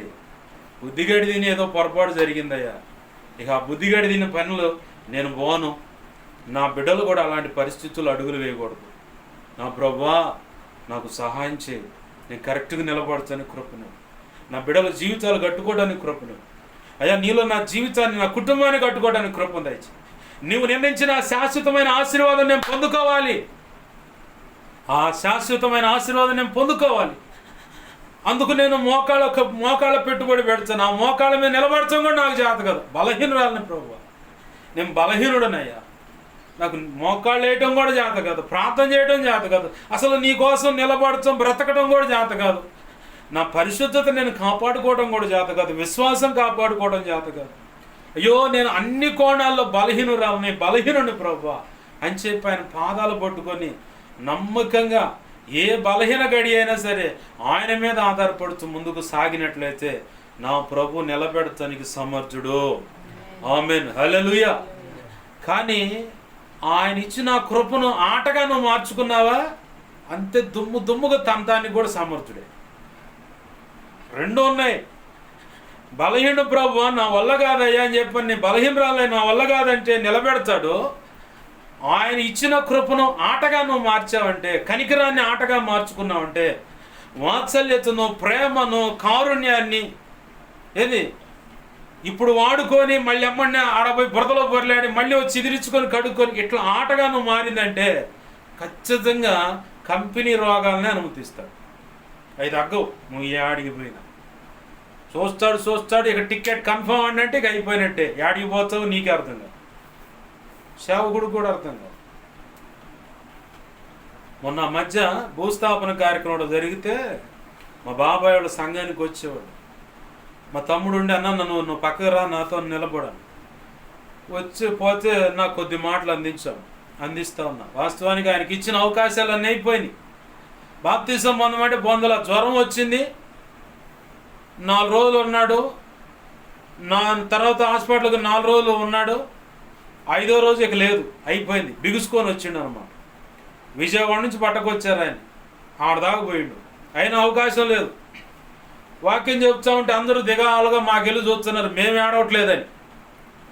నేనన్న ప్రభు చెప్పాడు, నాకు ఆల్రెడీ ఆ వేదన ఉంటుంది. ఎందుకంటే ఒక ఆత్మ రక్షణ లేకుండా నశించిపోవటం అనేది వేదనే. అందుట్లో సంఘంలో ఉన్నటువంటి ఒక సభ్యురాలైనా సరే సంపూర్ణులు అయ్యారో లేదో, సంపూర్ణులు కాకపోతే రేపొద్దున ఆయన క్రీస్తు న్యాయపీఠం లెక్క చెప్పాలి కదా. మరి ఆ సంపూర్ణులు అయ్యారో లేదని అదొక వేదన ఉంటుంది. ఈ పరిస్థితులన్నీ తలపోస్తా ప్రభు ఇచ్చిన ఆలోచన చెప్పాను. ఏంది మీరంతా ఏడుస్తున్నారు, మేము ఏడవట్లేదని చెప్పి అనుకుంటున్నారా? లోపల ఎంతో వేదన ఉంది. ఇంట్లో తండ్రి కానీ తల్లి కానీ ఎవరైనా బాధ కలిగించే పని ఏదైనా ఎవరైనా వ్యక్తులు కోల్పోయినప్పుడు పక్కనున్న వ్యక్తి నువ్వే మనోనిబ్బరం చేసుకొని ధైర్యంగా ఉండకపోతే, వాళ్ళు ఏడ్చినట్టు పిల్లలు ఏడ్చినట్టు నువ్వు కూడా ఏడుస్తూ ఉంటే వాళ్ళ గుండెలు నిరుగుండైపోతాయి. నువ్వు అలా ఉండకూడదు. నువ్వు మనోనిబ్బరం కలిగి ధైర్యంగా నిలబడాలంటారు కదా. మా పరిస్థితి అది. మీకంటే భయంకరమైన దుఃఖంతో మేము ఉన్నాం. మేము దుఃఖపడతలేదు అనుకోమాకండి. ఎందుకు ఈ మాటలు దేవుడు ఆలోచనలో తెస్తా ఉన్నాడంటే, నీకు ఇచ్చిన అవకాశం పోగొట్టుకున్నావు అనుకో, మొదటిగా దేవుడు దుఃఖపడతాడు. ఆ తర్వాత నిన్ను నడిపించే నాయకుడైన దైవజుడైనా, లేదంటే కళ్ళెదురు కనపడుతూ ఉంటావు ఒక విశ్వాసిగా, ఒక సంఘ విశ్వాసిగా, నా ప్రభు ఆ భారాన్ని పెట్టాడు. ఎవరైనా తప్పుగా పొరపాటుగా నడుస్తూ ఉంటే వాళ్ళు ఏ సంఘం అన్నా కావచ్చు. ఎందుకంటే మొదటిగా యేసయ్యకి అవమానం వస్తుంది, ఆ తర్వాత సంఘానికి అవమానం వస్తుంది, ఆ తర్వాత సేవకుడికి అవమానం వస్తుంది. ఇవన్నీ తలపోసి ఫ్యూచర్ ప్లాన్ ఎల్ఐసి కడతారుగా, ఆ టైపులో వెళ్తుంది నా ఆలోచన. రక్షణ లేనప్పుడే నా ప్రభు కుటుంబ బాధ్యతలు భుజాన పడ్డప్పుడు 1200 జీతంతో నలుగురు తినేవాళ్ళం. 1200 జీతంతో 50 కిలోలు కోటా బియ్యమే ముందుగా తెచ్చాడు పెట్టేవాడిని. సోమవారం నుంచి శనివారం వరకు 7 రకాల కూరగాయలు ఉండేవి. 7 ఉన్నారు సాక్షులు. ఆదివారం మాత్రం ప్రత్యేకంగా మాంసం తెచ్చుకుంటాం. నేను వేసుకునే వస్త్రాలు కూడా సోమవారం నుంచి శనివారం వరకు లేదా ఆదివారం 7 రోజులకి 7 రకాల జతలు ఉంటాయి. ఏదో ఆ 1200లోనే. అప్పుడే ముందు ఆలోచన కలిగి అన్ని విషయాలు తెచ్చాడు పెట్టేవాడిని. ముందు బియ్యం కొనుక్కునేవాడిని. కూర ఉన్నా లేకపోయినా కారం వేసుకుని, అది లేకపోయినా నీళ్లు పోసి ఉప్పు వేసుకొని బాగా బిసిగితే మజ్జిగన్నం లాగా వస్తుంది. అట్లా తిన్న రోజులు ఉన్నాయి. గొడ్డు కారం వేసుకొని తిన్న రోజులు ఉన్నాయి. ఇవన్నీ వేసుకొని తినడానికి ముందు బియ్యం లేకపోతే ఏం వేసుకొని తింటావు? ఉట్టి నీళ్ళు తాగటం తప్ప. అందుకని 50 కిలోల బియ్యం నెలకు సరిపడా అట్లా తెచ్చి పెట్టేవాడిని. ఆ తర్వాత మిగతాయి నా సొంత ఖర్చులు మొత్తం పక్కన పెట్టేసి 10 రూపాయలు ఖర్చు పెట్టాలన్నా ఈ 10 రూపాయలు ఉంటే ఒక 1/2 కేజీ కూరగాయలైనా వచ్చాయిగా, తక్కువ రేట్లు ఏదైనా కూరగాయలు ఉంటే. ఈ 10 రూపాయలు ఉంటే ఇంక దేనికో దానికి ఉపయోగపడతాయి కదా. అట్లా ముందు ఆలోచన రక్షణ లేనప్పుడే దేవుడు ఇచ్చాడు. రక్షణ పొందిన తర్వాత ఇంకెట్టుండదు? నాకు ఇచ్చిన సంఘ బిడ్డల విషయమే కాదు, కుటుంబ సభ్యుల విషయమే కాదు, సార్వత్రిక సంఘంలో ఉన్న సకల పరిశుద్ధుల్లో చేర్చబడిన విశ్వాసులు, పరిచారకులు, సంఘ పెద్దలు, సేవకులు అందరి విషయంలో కూడా ఇదే ఆలోచన ఇచ్చాడు నా ప్రభు. తేడా పడుతున్నారంటే కూర్చొని ఏడుస్తూ ఉంటాను. ఈ నామానికి అవమానం వస్తుందా, వాళ్ళని సరిచేసి పట్టుకురా. ఎందుకంటే మనందరికీ ఒక నిరీక్షణ ఉంది. క్రీస్తు రక్తాన్ని ఆశ్రయించడాన్ని బట్టే విశ్వాసం మూలముగా నీతిమంతులుగా తీర్చిదిద్దబడ్డాం. ఆ నీతిమంతులుగా కూడా పూర్తిగా దేవుని చేత ప్రతిపాదించబడాలంటే దేవుని ఎదుట నమ్మకంగా బ్రతకాలి. నమ్మకంగా బ్రతికినప్పుడే, ఎందుకనగా ఇప్పుడు మొదలు పెడితే ఈ నిరీక్షణ మనల్ని సిగ్గుపరచదు. ఇప్పుడు అసలు ప్రసంగం ప్రారంభమైంది. ఇంతటితో సంగతులు సమాప్తం. ఏంది? ప్రభు చిత్తమైనప్పుడు మరొకసారి ఈ నిరీక్షణ మనలను సిగ్గుపరచదు. అబ్రహాము నిరీక్షించాడు, పునాదులు గల ఆ పట్టణం కోసం ఎదురు చూశాడు. అంత మాత్రమే కాకుండా అసలు గర్భఫలం లేనప్పుడే దేవుడు ఒక మాట ఇస్తే దాన్ని పట్టుకున్నాడు. 24 సంవత్సరాల నిరీక్షణ, ఓర్పు, పట్టుదల, విశ్వాసం, భక్తి సాధన కలిగి నడిచాడు. కాబట్టి తొట్టుపాట్లున్నా, తడబడుతున్నా, ఎనికి జంకే పరిస్థితులు కనపడ్డా ప్రభు వచ్చి అతను తట్టి, ఎందుకు భయపడుతున్నావు? అబ్రహాం దగ్గరకు వచ్చి దేవుడు మొట్టమొదటిసారి మాట్లాడిన తర్వాత మళ్ళీ 3 సార్లు అబ్రహామును కదిలిచ్చాడు దేవుడు. 3 సార్లు మాట్లాడాడు, భయపడమాక. 12వ అధ్యాయంలో మాట్లాడాడు, 15వ అధ్యాయంలో మాట్లాడాడు, అలాగనే 17వ అధ్యాయంలో కూడా మాట్లాడాడు. అంతకుముందు 12వ అధ్యాయానికి ముందుగానే 11వ అధ్యాయం చివరి భాగంలో చూస్తే తన తండ్రి తెరహు అడ్డుగా ఉంటే తీసేసాడని రాసి ఉంటుంది. ఇక గదులు అంటాడు. అంటే అంతకుముందు కదిలాడు ఆయన. దేవుడు మొట్టమొదటిసారి మాట్లాడక ముందే తర్వాత 3 సార్లు అబ్రహాంతో, తండ్రిని కోల్పోయిన కృంగుదల్లో ఉన్నప్పుడు అబ్రహాంతో మాట్లాడు. ఏంది నా పరిస్థితి, ఇంకా అయ్యేదో లేదో, అసలు అవుతుందా లేదో, దేవుడు ఉన్నాడా లేదో అనుకొని కృంగుదలతో భయపడుచు దేవుడిచ్చిన మాట కరెక్టానా కాదా అనుకుంటున్న దిగాలతో కూర్చున్నప్పుడు, అబ్రహామా భయపడమాక, నేను నీకు కేడెమును, నీ బహుమతి అత్యధికమగును అన్నాడు. అక్కకు కొన్ని సంవత్సరాలు మళ్ళీ ముందుకు నడుస్తుండగా మళ్ళీ అబ్రహాములో తప్పటడుగులు కనపడుతునేసరికి మళ్ళీ వచ్చి, నా సన్నిధిలో నిందారహితుడు వేడు, నేను సర్వశక్తి గల దేవుడు. 3 సార్లు కనపడుతుందిగా. అంటే నువ్వు తడబడుతున్నప్పుడైనా, అనుమానంతో ఉన్నప్పుడైనా నా ప్రభు ఇలానే వాక్య ఉపదేశం ద్వారా నిన్ను దర్శిస్తూ ఉంటాడు. అయితే నువ్వు విశ్వాసం కలిగి ఉండాలా. నువ్వు విశ్వాసం కలిగి, నిరీక్షణ అంటే అసలు లేని దాన్ని విశ్వసించటమే, లేని దాని యొక్క నిజస్వరూపమే నిరీక్షణ. అసలు నీకు కళ్ళకు కనపడదు. పౌలు భక్తుడు 2 కొరింథీ 4:17 అదృశ్యమైన వాటిని నిదానించి చూస్తున్నాను, దృశ్యమైన వాటిని కాక అన్నాడు. అదృశ్యం అంటే కనపడని వాటిని నిదానించి చూస్తున్నాను. ఏమున్నాయి కనపడని? మొట్టమొదటి పరలోకం ఉంది. నీకు కనపడుతుందా? అందరూ పాపులు అంటారు, తర్వాత పరలోకం అంటారు, వేసే రక్తాన్ని ఆశ్రయిస్తా అంటారు. ఇట్లా యాజ్ఞానంగా మాట్లాడుతుంటే నువ్వేం చేయాలా? రోషపడాల్సిన పని లేదు, తిరిగి మాట అనాల్సిన పని లేదు. నా ప్రభువు తెలుసుగా, నా ప్రభు నేను నమ్మానయ్యా, నువ్వు విశ్వాసంతో నిలబడతావు. లేని వాటిని ఉన్నట్టుగా నమ్మటమే నిరీక్షణ. ఇదే అధ్యాయంలో అట్టుకుంటా అబ్రహాముకు నిరీక్షణ లేదు. ఎలా? 100 సంవత్సరాలు వచ్చినాయి. 89 ఏమో శారముకు, 99 ఏమో అబ్రహాం గారికి. ఇంకొక సంవత్సరంలో నెక్స్ట్ పిల్లల్ని ఇస్తానన్నాడు. వాస్తవానికి 75 సంవత్సరాల వయసులో చెప్పిండు ఆ మాట, పిల్లలు ఎట్టుంటారు అట్టుంటారని. 99వ సంవత్సరం ఈయనకు వచ్చింది, 89వ సంవత్సరం ఆమెకు వచ్చింది. ఉడిగిపోయిందంట గర్భం. పండు వృద్ధాప్యం మంది ఉన్నప్పుడు నిరీక్షణ లేని వారికి నిరీక్షణ కలిగింది. ఎలా అంటే లేని వాటిని ఉన్నట్టును, ఉన్న వాటిని లేనట్టును చేయగల సమర్థుడైన దేవుడు నేను నమ్మాను. ఆ దేవుడు ఏదైనా చేయగలడని చెప్పని నమ్మిక చొప్పున మాత్రమే ఆమె గర్భం దాల్చింది, పిల్లలను కన్నారని ఇదే రోమా పత్రికలో రాసి ఉంది. ఇదే పత్రికలో ఏది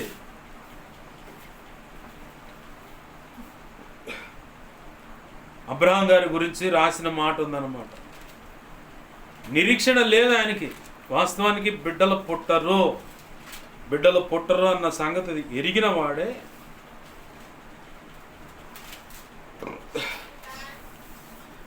ఎవరి మీద ఆధారపడ్డా అంటే నిరీక్షణ కలిగి యేసయ్య మీద ఆధారపడ్డాడు. యేసయ్య మీద ఆధారపడి 12 బిడ్డను తను పొందుకోవడానికి ప్రభు దగ్గర కృప పొందాడని రాస్తుంది ఇదే రోమా పత్రిక.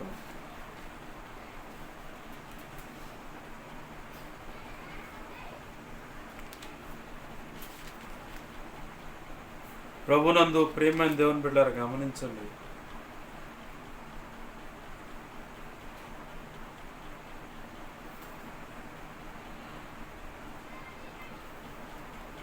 నాలుగో అధ్యాయము. అబ్రహాం యొక్క విశ్వాసం అతనికి నీతిగా అని ఎంచబడెను కదా, మంచిది అంటూ అక్కడ చెప్తూ ఉంటాడు.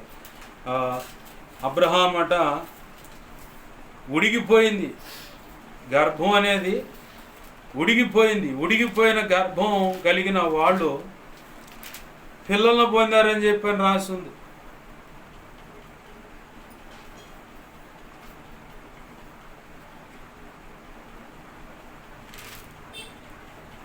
హెబ్రీ పత్రికలో అట్టుకుంటా మాట ఉంది. ఏంది హెబ్రీ పత్రిక 11వ అధ్యాయంలో 11వ వచనం. విశ్వాసమును బట్టి శారయు వాగ్దానం చేసిన వాడు నమ్మదగిన వాడని ఎంచుకొనెను గనుక తాను వయస్సు గతించినదైనను గర్భం ధరించుటకు శక్తి పొందెను. అందుచేత మృతచుల్యుడైన ఆ యొకని నుండి సంఖ్యకు ఆకాశ నక్షత్రముల వలె సముద్ర తీరమందలి లెక్కింప సఖ్యము కాని ఇసుక వలెను సంతానము కలిగెను. ఆమేన్, హల్లెలూయా. విశ్వాసమును బట్టి ఏంది అర్థమవుతుందా? ఈరోజు నీకు ఏదైనా ఉందంటే నిరీక్షణ. ప్రభు ఒక మాట ఇచ్చాడు నీకు, అది ఖచ్చితంగా నెరవేరుస్తాడు. పరిచర్య విషయంలో అయినా సరే. దైవజనుడు డేవిడ్ పాల్ యాంగిచో గారి గురించి గతంలో చెప్పాను.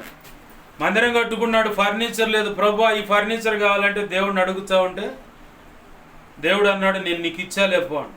ఆయన జనానికి ఏం చెప్పాడు? విశ్వాసమును బట్టి నేను గర్భం దాల్చున్నాను, ఇదిగో ఖచ్చితంగా ప్రసవకాల సమయంలో నేను ప్రసవించేదన్నాను. అందరు ఎగతాళి చేశారు. కానీ ఆ ప్రాంతంలో ఒక ధనికుడు ఆ ఇల్లు ఖాళీ చేసి సొంత ఇల్లు కూడా అమ్ముకొని వేరొక దేశానికి వెళ్ళాలి. విమానంలో వెళ్ళడానికి ఇవన్నీ అనుమతించరు. ఖర్చులైతే అదేదో ఉంటే అక్కడే కొనుక్కోవచ్చు అని చెప్పని అనుకుంటే దేవుడు ప్రేరేపించిన దాన్ని బట్టి ఒక అనాథ శరణాలయానికో లేదంటే మందిరానికో, అనాథ శరణాలయం దానికి ఇద్దామని చెప్పని అనుకుంటే ఆ పక్కన ఉన్న వాళ్ళు అన్నారు, ఆయన అన్నాడు మందిరానికి ఇద్దాం, మందిరంలో ఉపయోగపెట్టుకుంటా అంటే ఎవరున్నారు ఫర్నిచర్ లేనటువంటి మందిరం అంటే ఫలానా దక్షిణ కొరియా దేశంలో పాల్ యాంగిచో గారి మందిరం. మొత్తం దేశంపై దించిరాడు. విశ్వాసాన్ని బట్టి దేవుడు చెప్పాడు ఆ మాట, ఖచ్చితంగా నేను ఇస్తున్నాను అన్నాడు. అది విశ్వసించాడు కాబట్టి ఆ ఫర్నిచర్ ఫ్రీగా పొందాడు. మన ప్రాంతంలో ఇక్కడ దగ్గరలోనే వినుకొండలో రోషన్ కుమార్ గారని పెద్ద ఆయన ఇప్పుడు ఉన్నాడు. ఏ పాట అంటే కారుచున్న రక్తం జీవమున్న రక్తం, అది యేసు శిలువ రక్తం అని చెప్పిన ఒక పాట. అది రక్తం యేసు రక్తము, గొర్రెపిల్ల రక్తం యేసు రక్తం అని ఇట్లా మంచి మంచి పాటలు ఉన్నాయని. ఏంది యేసయ్య పాదాలు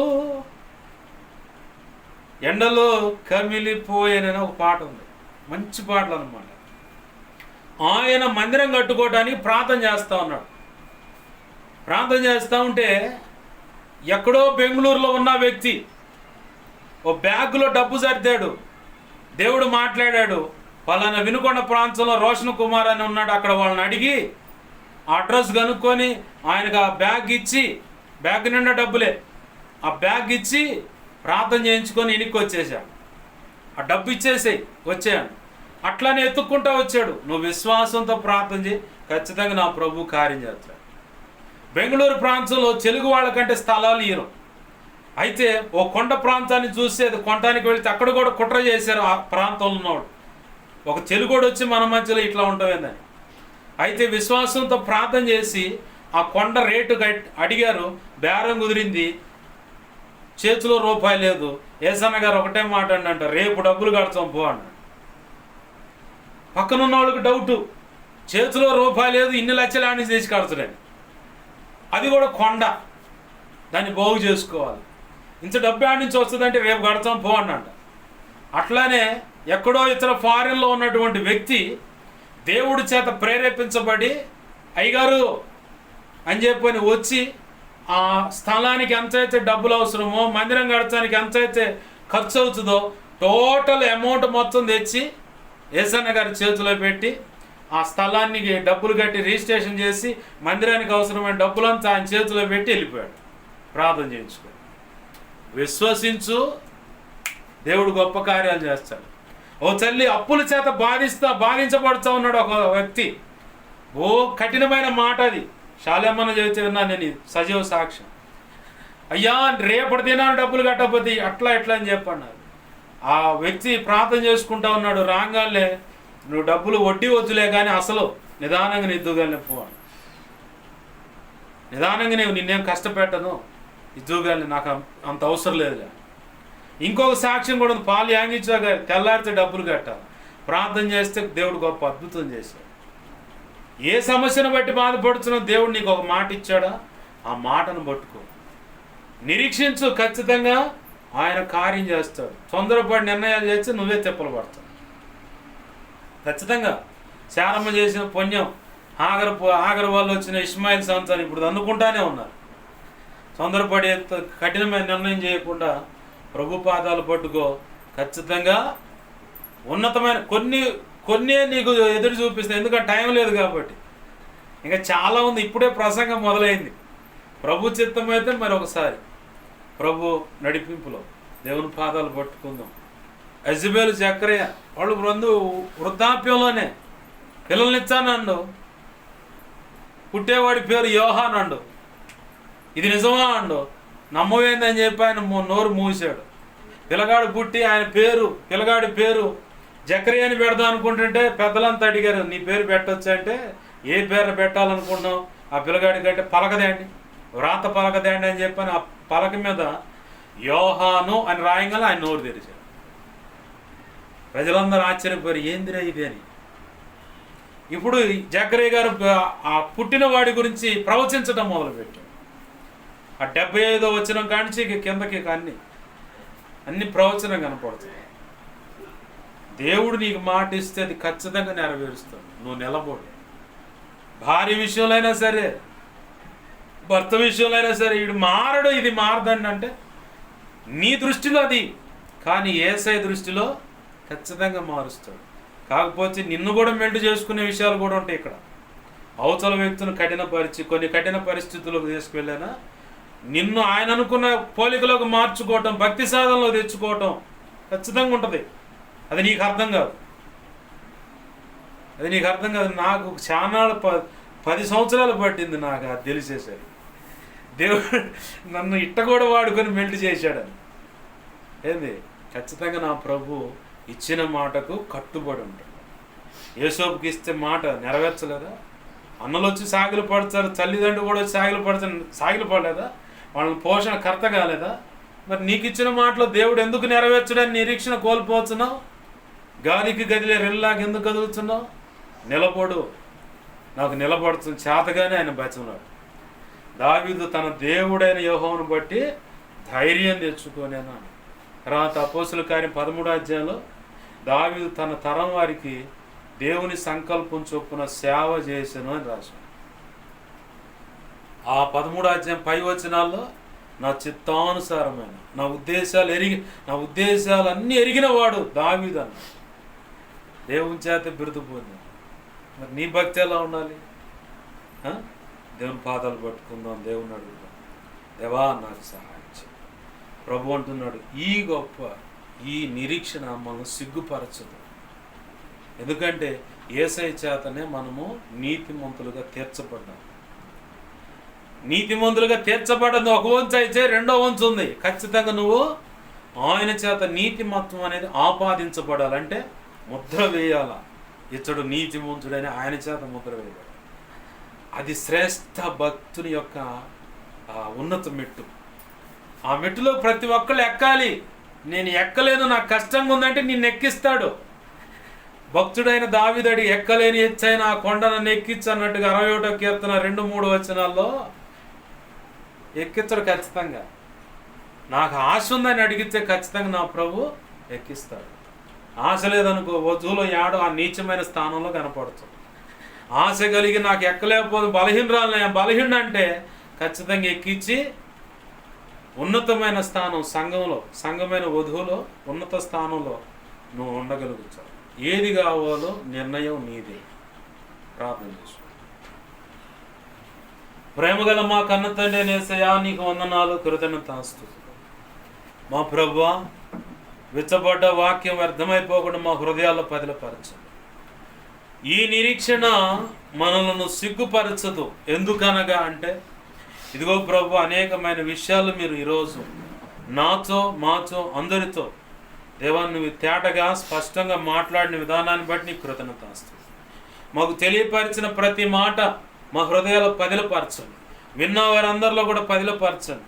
విన్న మాటలను బట్టి, ప్రార్థనలను బట్టి హృదయాలు కఠినపరచబడుకొనక అయా వారి హృదయాలు ఇదిగో మస్సా దినమందు మీ పితరులు నా ఎదుట వారి హృదయాలను కఠినపరుచుకున్నారు కాబట్టి అలాగున మీరు కఠినపరుచుకొనక అన్నట్లుగా ప్రభు ఈరోజు చేయబడిన ప్రార్థనలు బట్టి కానీ విన్న మాటలను బట్టి ఎవరైనా వారి హృదయాలు కఠినపరుచుకొని ఈ మాటలు కఠినమైనవి కదా, ఈ మాటలు సహించగలవాడు ఎవడని 70 మంది వెనక్కి తిరిగిపోయినట్లుగా మేము ఉండక పౌలును దేవా ఇదిగొచ్చండి క్షమించండి అయ్యా, పేతురుని అడిగా మీరు కూడా వెళతారా అని చెప్పని పేతురు వైపు చూస్తూ అడిగితే పేతురు అంటున్నాడు, నిత్య జీవపు ఓట కలిగినటువంటి మాటలు నీ దగ్గర ఉంటే మేము ఎవరి దగ్గరికి వెళ్ళాలో అది నువ్వే చెప్పు ప్రభు అన్నాడయ్యా. అయ్యా నీవు తప్ప మాకు దిక్కు లేదు. నీ ద్వారానే తండ్రి అయిన దేవునితో సమాధానం, నీ ద్వారానే నిత్య నరకం అనేది తప్పించబడుతాం, నీ ద్వారానే పరలోకంలోకి మేము చేర్చబడుతాం. యుగ యుగాలు నిత్య సంతోషం కలిగినటువంటి ఆ ప్రాంతంలో మేము జీవించడానికి ఎంచబడిన వాళ్ళం. తుచ్చమైన ఈ లోక సంబంధమైన విషయాలు ఎక్కడైనా అయ్యో మేము ఆశ నిలిపి వాటికి అనుగుణంగా దేవా ఈ లోక ఆశల చేత వెరిపించబడుతున్నట్లయితే ఈ లోక సంబంధమైన సాంప్రదాయాలు, పద్ధతులు, కుల మత కట్టడలను బట్టి దేవా మేము కొట్టుకొని పోతున్నట్లయితే క్షమించండి. బంధువర్గ ప్రీతిని బట్టో ఇదిగో వాళ్ళు ఇలా వీళ్ళు అలా అని చెప్పని వాళ్ళ వైపు మా మనసులు దేవా మొగ్గు చూపక నీ మీదనే ఆనుకొని నీలోనే సాగిపోవచ్చు. నీ కృపకు పాత్రులగటానికి సహాయం చేయి. ఈరోజు మీరు సెలవిచ్చారు, ఏది కోరుకుంటావో నిర్ణయం నీదే అని చెప్పి అంటున్నావు. ప్రభా ఆనాడు కూడా దేవా ఇజ్రాయేలీలతో నువ్వు చెప్పే ద్వితీయోపదేశకాండం 30వ అధ్యాయంలో ప్రభా, ఓ ఇజ్రాయేలు వినుము, జీవ మరణములను కీడు శాపాన్ని ఆశీర్వాదాన్ని ఎదుటి పెడుతున్నాను, ఏది కావాలో నిర్ణయం నీదే అన్నావు ప్రభా. వాళ్ళు ఎంచుకున్న దాన్ని బట్టే వాళ్ళు జీతం పొందారయ్యా. ఈరోజైతే మా నిర్ణయం నీవే ప్రభువా, యేసయ్యా నీవేనయ్యా. నీవు లేకపోతే ఇదిగో తండ్రి నిత్య నరకమే మా గతి. నీవు మాకు కావాలి. నీలోనే మా బ్రతుకు దేవా ఆశీర్వాదకరంగా మారాలి. మా కుటుంబాలు కానీ, సేవ కానీ, సంఘాలు కానీ, సంఘ బిడ్డల జీవితాలు కానీ దేవా ఆశీర్వాదకరంగా మారాలేస్తున్నాములో. అది నీ కృప ద్వారా జరుగుతుంది. నీ కృప ఇస్తున్న దాన్ని బట్టి ఆటగా మేము మారితే శిక్ష ఎలా ఉంటుందో చెప్పా. అయ్యో నిలబడలేమని బతిమలాడితే ఆ కృప ఎలా నిలబెట్టి ఆశీర్వదిస్తుందో కూడా చెప్పా. దేవా దేవా సహాయం చేయండి. ఇన్న మాటలను బట్టి ఎంతమంది నీ బిడ్డలు నీ పాదాలు పట్టుకుని పశ్చాత్తాపడుతూ కన్నీరు విడిచి నిన్ను బతిమలాడుతున్నారో జరిగిన పొరపాటును బట్టి, తెలుసుకున్న సంగతులను బట్టి ప్రభువా నీ బిడ్డలను కృపలో జ్ఞాపకం చేసుకొని ఆశీర్వదించి అంగీకరించు. నీ కార్యములు జరిగించమని, నీ చిత్తం నెరవేర్చమని బతిమలాడుచు. అయ్యా నాకు మాకు మా మీద ఇంకెవరికైనా కలలో నిద్రలో దర్శన స్వప్నాలు చూపించబడ్డ సమస్తం నీ పాసలు పెడు ఎవరిను చూచు. అయ్యా నాకు మాకు మా మీద ఇంకెవరికైనా కలలో నిద్రలో దర్శన స్వప్నాలు చూపించబడ్డ సమస్త చీకటిశోనుడు ప్రభా నీ మహాపునరుద్ధాన శక్తి ద్వారా యేసు నామములో బంధిస్తున్నాను, లయపరుచు. బంధించి లయపరిచిన నీ కృతజ్ఞతాస్తుతులు మా ప్రభు. అయ్యా నాకు మాకు మా మీద ఇంకెవరికైనా కలలో నిద్రలో దర్శన స్వప్నాలు చూపించబడ్డ సమస్త మంచి కళ్ళు మంచి దర్శనం మంచి స్వప్న నిద్రలో చూసి సమస్త మంచి యేసు నామముని మహాపునరుద్ధాన శక్తి ద్వారా త్వరపెట్ట జరిగేలా చేసి నెరవేర్చు. త్వరపెట్ట జరిగేలా చేసి నెరవేర్చినందుకు కృతజ్ఞతాస్తుతులు మా ప్రభు. అయా కనికరించండి. ఎంతమంది నీ బిడ్డలు నీ పాదాలు పట్టుకొని ప్రార్థన చేస్తూ ఉన్నారు. అయ్యా ప్రతి బిడ్డను కృపతో జ్ఞాపకం చేసుకోండి. ప్రతి బిడ్డను కృపతో జ్ఞాపకం చేసుకోండి. ప్రభువా నీకే స్తోత్రాలు స్తోత్రాలు స్తోత్రాలు తండ్రి. దేవా దేవా దేవా కనికరించండి. అయా కనికరించండి. ప్రభువా కనికరించండి.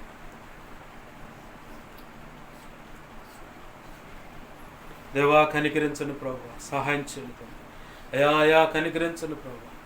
ఇదిగో తండ్రి 2 రాజుల గ్రంథం 1వ అధ్యాయంలో 2వ వచనంలో అహజ్యా అనేవాడు ఇదిగో తండ్రి కింద పడి కాయలా పడితే మొదటికి ఇదిగో ప్రభువా బయలుజేబులు అనే అన్య దేవతల దగ్గరికి విచారణ చేయడానికి పంపించాడు, స్వస్థత కలుగుతుందా లేదని. ఆ తర్వాత అక్కడ సమాధానం దొరకకపోతే ఇదిగో తండ్రి ఏలియా దగ్గరికి దేవా నడిపించబడ్డాడయ్యా. ఏలియా దగ్గర పంపిస్తే ఏలియాతో నువ్వే ముందుగానే మాట్లాడు, ఇదిగో అహజ్యా భార్య ముసుగు వేసుకొని వస్తుంది, అహజ్యా సంబంధించిన పనివాళ్ళు వస్తూ ఉన్నారు నీ దగ్గర విచారణ చేయడానికి. మంచం మీద ఉన్నవాడు మంచం మీదనే పోతాడని చెప్పాను అన్నా ప్రభు. మరి తిరుగు లేకుండా మంచం మీద అటు చచ్చిపోతాడని చెప్పని దేవా నువ్వు సెలవిచ్చావు. అక్కడ అదే మాట రాస్తుంది. అలాంటి పరిస్థితి ఎవరికి పట్టకుండా కాపాడారు.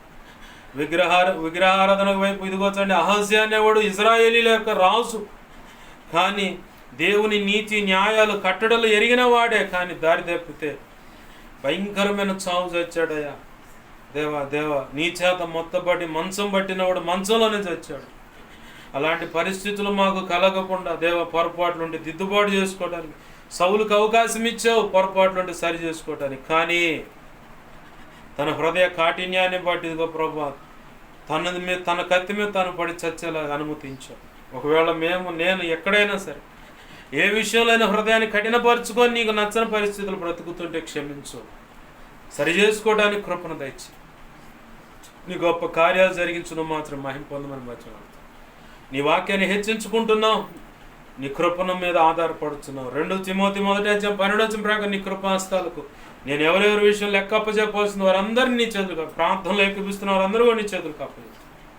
నీవే చోటు నడిపించి నువ్వు అనుకున్న సంపూర్ణ సిద్ధి అనుగ్రహించి సరైన మార్గం నడిపించమని కృప కలిగేలా సహాయం చేయండి.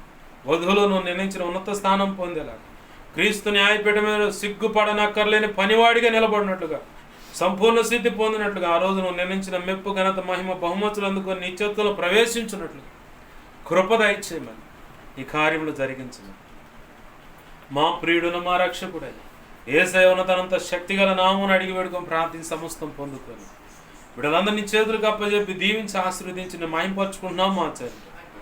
ఆమేన్. ఇప్పుడు మన తండ్రి అయిన దేవుని ప్రేమయు ఆయన ప్రియకుమారుడైన యేసుక్రీస్తు వారి కృపయు పరిశుద్ధాత్మ దేవుని అన్యోన్య సహాయ సహవాసము సమకూడిన సంఘబిడలు ఈ ప్రార్థనలు ఎక్కిపిస్తున్నా, ఇక ముందు ఎక్కిపించబోతున్నా, అలాగే సార్వత్రిక సంఘంలో ఉన్న సకల పరిశుద్ధులు సోషల్ మీడియా ద్వారా వాక్యం విని బలపడుతున్న ప్రతి ఒక్కరూ ఆ సంఘాలు సంఘ కాపులు సమస్త అందరినీ దేవా నిత్యత్వము చేరు పర్యంతరం అందరికీ దేవా నీ కృప సదాకాలము చూడండి. సార్వత్రిక సంఘంలో ఉన్న సకల పరిశుద్ధులందరికీ కూడా నిత్యత్వము చేరు పర్యంతరం సదాకాలము చూడే ఉండి నీ కృపలో నువ్వు అనుకున్న రీతిగా అందరినీ నడిపించి నువ్వు అనుకున్నది జరిగించి నీ చేత బడా మంచి దాసుడా బడా మంచి దాసురాలని మెప్పు ఘనత మహిమ బహుమతులు అందుకొని నీ చేతిలో ప్రవేశించి వధువులో నువ్వు నిర్ణయించిన ఉన్నత స్థానంలో నిలిచి యుగ యుగాలు నీతో కలిసి నిత్యరాజ్య పరిపాలన చేసి నేను మహింపరచుకుందురుగాక. అలాగు నువ్వు చేయుదువుగాక.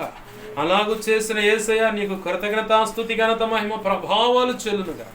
ఆమేన్. యేసు రక్తమునకే ప్రవేశు రక్తమునకే ప్రవేశునామం సంపూర్ణమైన విజయం కలుగును. ఆమేన్. అపవాది వాడి దూతలు చీకటి అంధకార శక్తులు అవెంత ప్రమాదకర మంత్ర వాటన్నిటికీ అనంతనాశనం సర్వనాశనం నిత్యనాశనం కలుగును. యుద్ధము యెహోవాది. యేసు రక్తమునకే జయము జయము జయము. హల్లెలూయా హల్లెలూయా హల్లెలూయా. అందరికీ వందనాలు. ప్రభు యొక్క మహా ఉచిత కృప మనందరికీ తోడే ఉండి నడిపించును గాక. ఆమేన్.